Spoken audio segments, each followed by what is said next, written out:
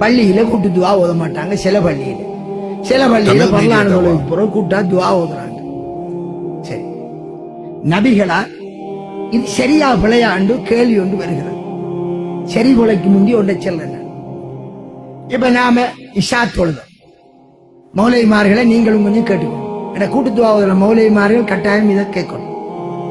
நீங்க இப்ப இஷா தொழுது, இந்த இஷா தொழுகையில இமாம் ஜமாத்து சத்தம் போட்டு ஓதினீங்களா இல்லையா? குர்ஆனை சத்தம் போட்டு ஓதி தொழுவிச்சு. நல்ல விஷயம். ஏன் ஓதினா ரசூலுல்லாஹ் அப்படித்தான் ஓதினு சொல்வேன். அதே நீங்க லோஹர் தொழுகிறீங்க, ஏன் நீங்க மெதுவா ஓதினீங்க? ரசூலுல்லாஹ் மெதுவா தான் ஓதினீங்க. இப்போ ஒரு வாதத்துக்கு தமிழ் மீடியா நீங்க இஷா தொழுகிற போது பின்னுக்கு நிக்கிற மக்களுக்கு குர்ஆனை சத்தம் போட்டு ஓதுவதால ஓத தெரியாதவர்களும் கேட்கிறாங்களா இல்லையா? கேட்கிறாங்க. அப்ப குர்ஆன் தெரியாதவனும் கேட்டுக்கு நிக்க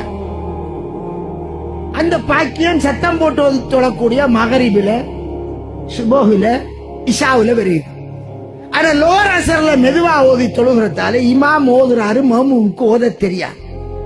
அப்ப உங்ககிட்ட வந்து பள்ளி தலைவர் இமாம் சாபே, நீங்க லோருக்கு அசருக்கு ஓதுறீங்க, சூரத்துல் ஃபாத்தியாவை போட்டு வேற சூரத்தெல்லாம் ஓதிக்கு நிக்க.